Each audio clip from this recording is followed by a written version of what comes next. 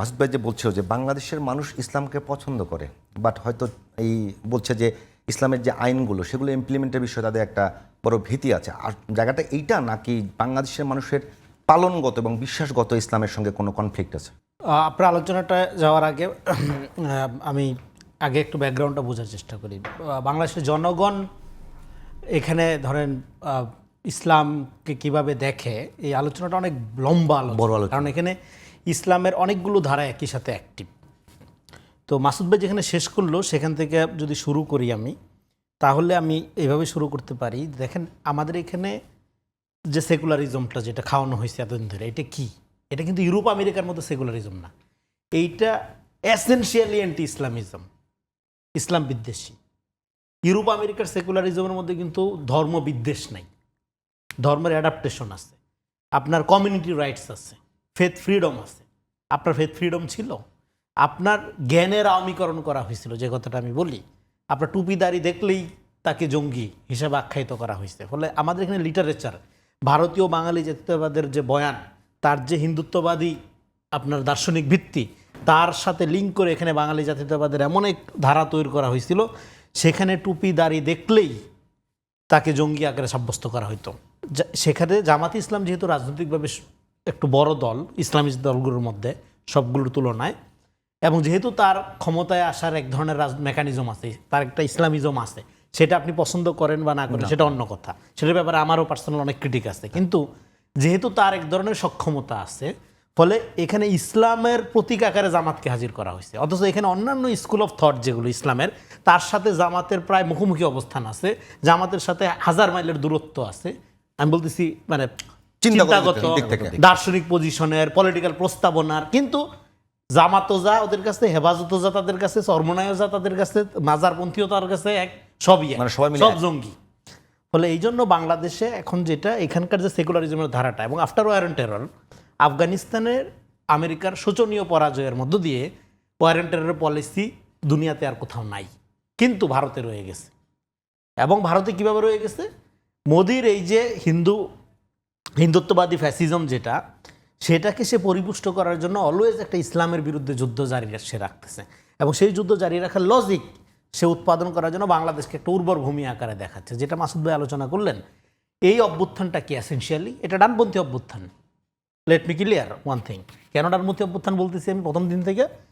অসাম্প্রদায়িকতা, মুক্তিযুদ্ধের চেতনা, তারপরে প্রগতিশীলতা, এগুলোর সমস্ত আয়োজন, সমস্ত রেটরিক্স, সমস্ত প্রস্তাবনা শেখ হাসিনার ফ্যাসিবাদের সাথে যে সম্পৃক্ত হয়ে তার সর্বোচ্চ বিকাশ আমরা হাসিনার হাতে দেখছি। তার মানে এখানে সেকুলারিজম, উদারপন্থা, তারপরে হলো আপনার এই মানে প্রগতিপন্থা, এগুলোর যে প্রস্তাবনাগুলো ছিল, এবং মুক্তিযুদ্ধের চেতনার একটা দানবীয় গণহত্যাকারী রূপ মিলায়া যেটা হয়েছে, এখানে সেকুলার প্রগতিপন্থার একটা ফ্যাসিস্টিক রূপ আমরা দেখছি। এটা ফ্যাসিবাদে পরিণত হয়ে হতে আমরা দেখছি। ফলে 24-এ যখন তুমি কে আমি কে রাজাকার বইলা রাস্তায় নামি, এই রাজাকার বলাটা 71-এর রাজাকার বলা না, এই রাজাকার বলাটাই হলো 24-এর মুক্তিযুদ্ধ। ফলে এককালে যে রাজাকারটা খুব ঘৃণ্য শব্দ ছিল, ঘৃণিত উচ্চারণ ছিল 71-এ, সেটা 24-এ যখন আইসা একটা ছেলে বলতেছে, এটা মুক্তিযুদ্ধ আকারে করতেছে সে, মানে ওইটার মিনিংটা চেঞ্জ হয়েছে, কাউন্টার মিনিং আকারে বলতেছে। এসেনশিয়ালি এটা আপনার বুঝতে হবে। ফলে এবং এখানে ইসলামী কোনো অভ্যুত্থান হয়নি, এটা ন্যাশনালিস্ট অভ্যুত্থান হয়েছে। বাংলাদেশকে রাজনৈতিকভাবে মুক্ত করার অভ্যুত্থান হয়েছে, এবং রাজনৈতিকভাবে মুক্ত করার ক্ষেত্রে এখানে ডেফিনেটলি বড় অংশে, যেহেতু মুসলমানের দেশ, বড় অংশে আপনার ইসলামী কমিউনিটির লোকজন থাকবে, এটাই স্বাভাবিক। কিন্তু এইটার অভ্যুত্থানের মধ্য দিয়ে কোনো ইসলামী রাষ্ট্র গড়ার প্রকল্পের দিকে তো দেশ যায়নি, কিন্তু এখানে প্রচার প্রপাগান্ডা এভাবে করা হচ্ছে। ফলে আমাদের জন্য চ্যালেঞ্জ কোনটা? তাহলে আমাদের এখানকার মানে গণতন্ত্রের ধারণার আওয়ামীকরণ হয়েছে, এবং সেকুলারি ধারাটা একটা হাইলি ইসলাম বিদ্বেষী ধারা, তার মধ্যে ইসলামের কোনো জায়গা নেই। এখানে কেউ যদি ধরেন, আপনি যদি ধরেন একটা ইসলামী ধারার নলেজ রাখেন, জ্ঞান রাখেন, আপনি জ্ঞানী না। কিন্তু আপনি যদি রবীন্দ্র কাব্যের যৌন চেতনার বিষয়ে খুব জ্ঞান রাখেন, আপনি জ্ঞানী। তো এই যে জ্ঞানের পারসেপশনের ব্যাপারে আপনার যে এখানে একটা স্কেল ঠিক করে দেওয়া হয়েছে, কে জ্ঞানী কে জ্ঞানী না। আপনি যদি মুজিববাদী হন, মুজিব পূজারী হন, আপনি খুব অসাম্প্রদায়িক, খুব জ্ঞানী। কিন্তু আপনি যদি ইসলামী ধারার উপর, যদি গাছদালির উপর কাজ করেন, আপনি প্রতিক্রিয়াশীল। আপনি বুখারী শরীফের উপর পাণ্ডিত্য অর্জন করেন, এর কোনো জ্ঞানী না। 90% মুসলমানের দেশে এই পরিস্থিতি হওয়ার কারণটা কি? এইটা হ্যাঁ, তার মানে কি? তার মানে আমাদের এখানে এই যে পারসেপশনটা, এই পারসেপশনটা চেঞ্জ করতে হবে। আমরা এই জন্য বারবার বলি মুসলমানরা বাংলাদেশের সংখ্যায় মেজরিটি, এটা নিয়ে যে আত্মতৃপ্তিতে ভোগার কোনো কারণ নাই। আপনি সাংস্কৃতিকভাবে দার্শনিকভাবে আপনি মাইনরিটি। এই বাংলাদেশ রুল করে ভারতীয় বাঙালি জাতীয়তাবাদের সাংস্কৃতিক ন্যারেশন এখনো পর্যন্ত। ফলে এই ফ্যাসিজমটাকে এখনকার প্রেক্ষাপটে আমরা বলছি লেট ফ্যাসিজম বা ফ্যাসিজম উইদাউট শেখ হাসিনা। শেখ হাসিনা চলে গেছে, কিন্তু ফ্যাসিজমের এন্টার ন্যারেশন, বয়ান এগুলো রয়ে গেছে। ইসলাম এখনো মেনস্ট্রিম না। ইসলামকে এখনো এই যে লক্ষ লক্ষ কওমি মাদ্রাসা, এগুলো তৃতীয় শ্রেণীর নাগরিক বানায় রাখা হয়েছে। এদেরকে একটা কোটায় ব্যবহার করা হয় মাঝে মধ্যে, এবং এরাও খুশি হয়ে যায়। তো ফলে আমাদের এখানে ইসলামকে ডিসকোর্স মানে ন্যাশনাল ডিসকোর্সের পার্ট এখনো করা হয়নি। সেইটাকে এই জন্য আমাদের প্রস্তাবনা কি, এখানে আমাদের চ্যালেঞ্জটা কোথায়? তাহলে চ্যালেঞ্জটা হলো এই অভ্যুত্থানে ডানপন্থী অভ্যুত্থান হয়েছে, এবং এই ডানপন্থী পশ্চিমের ডানপন্থার মতো না। পশ্চিমের ডানপন্থা মানেই ফ্যাসিবাদের সাথে সংযুক্ত, ডানপন্থার উত্থান মানে ফ্যাসিবাদের উত্থান। কিন্তু আমাদের ডানপন্থা 15 বছর ধরে মাইর খাচ্ছে এবং গণতান্ত্রিক রাইটের জন্য আন্দোলন করতেছে। ফলে আমাদের একটা ডেমোক্রেসি লাগবে, এটা রাইট উইং ডেমোক্রেসি হবে এমনিতেই।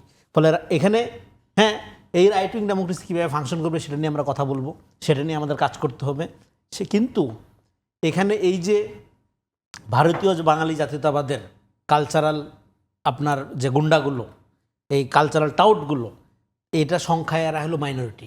কিন্তু তারা যেহেতু পলিটিক্যাল ইকোনমি তাদের শক্তিশালী, প্রতিষ্ঠান তাদের, মিডিয়া তাদের, ফলে বয়ানটা তারা এমনভাবে হাজির করছে, এখনও পর্যন্ত করে যাচ্ছে, সেখানে এখানে ইসলামিজমের একটা ধারা, জামাত ইসলাম একটা রাজনীতি করে, তার কথা আমরা পরে বলবো। কিন্তু হোল ইসলামিক কমিউনিটির কথাও যদি আপনি চিন্তা করেন, এটা এখনও পর্যন্ত বাংলাদেশে ভালনারেবল। এখনও পর্যন্ত ইসলামের ব্যাপারে আর্গুমেন্টটা তোলাটা স্বাভাবিক না। আপনি ইসলাম নিয়ে যদি কথা বলেন, আপনি যদি মুসলমানের স্বার্থ নিয়ে কথা বলেন, আপনি যদি মুসলমানের ধারার ইসলামের একটা দার্শনিক জায়গা নিয়ে কথা বলেন, আপনি জ্ঞানী না, আপনি প্রতিক্রিয়াশীল।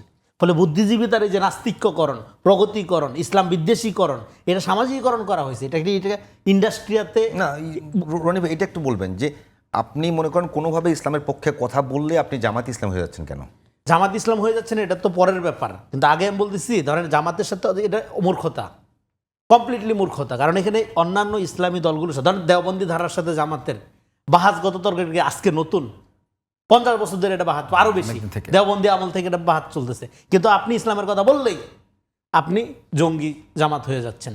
জামাত কেন হয়ে যাচ্ছেন? কারণ একমাত্র জামাতেরই একটা পলিটিক্যাল অর্গানাইজেশন আছে যেইটা তাকে থ্রেট, অর্গানাইজড মোটামুটি, যেটা তাকে থ্রেট করতে পারে।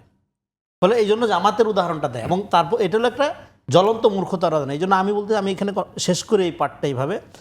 ফলে আপনার এই অভ্যুত্থানটা ডানপন্থী অভ্যুত্থান, এটা নিয়ে মন খারাপ করার কিছু নাই। কিন্তু এই ডানপন্থা পশ্চিমের মতো ফ্যাসিস্টিক ডানপন্থা না, এইটা একটা ডেমোক্রেটিক ওয়েতে একটা ডেমোক্রেটিক নেশন তৈরি করবে, এবং সেই নেশনে আপনার মূল্যবোধ ভিত্তিক একটা নেশন করার কথা বলি। ইডিওলজি সমাজে থাকবে, আপনি আপনার বামপন্থা নিয়ে সমাজে থাকেন, আপনি ছবির হাটে গাঁজা খাইতেছেন, আরও মন বইরা খান, কোনো সমস্যা নেই। কিন্তু আপনি মূলধারা সমাজে আপনার ন্যারেশনটাই প্রগতি, আপনি উন্নতির শিখর, এটা চাপাই দিয়েন না। হ্যাঁ, এই জন্য আমরা বলতেছি ভ্যালু বেসড রাষ্ট্র হবে, রাষ্ট্র কোনো ইডিওলজিক্যাল অ্যাপারেটাস হবে না। এইবার ভ্যালু মানুষ ক্রিয়েট করতে পারে না, value comes from foundational ideology. বাংলাদেশে ফাউন্ডেশনাল ইডিওলজি কি? ইসলাম। ঘুষ খাওয়া যাবে না, অন্যায় করা যাবে না, নারীর হক নষ্ট করা যাবে না। এই জিনিস আমার মনে হয় কোনো নাস্তিকেরও মানতে সমস্যা নেই। সো এই যে ইউনিভার্সালিটি ফ্রম দ্য ডিভাইন আপনার ফাউন্ডেশনাল ইডিওলজি, এইটার আলোকে আমাদের এখানে একটা প্রিন্সিপাল বেস, ভ্যালু বেসড রাষ্ট্র গঠন করতে পারতাম।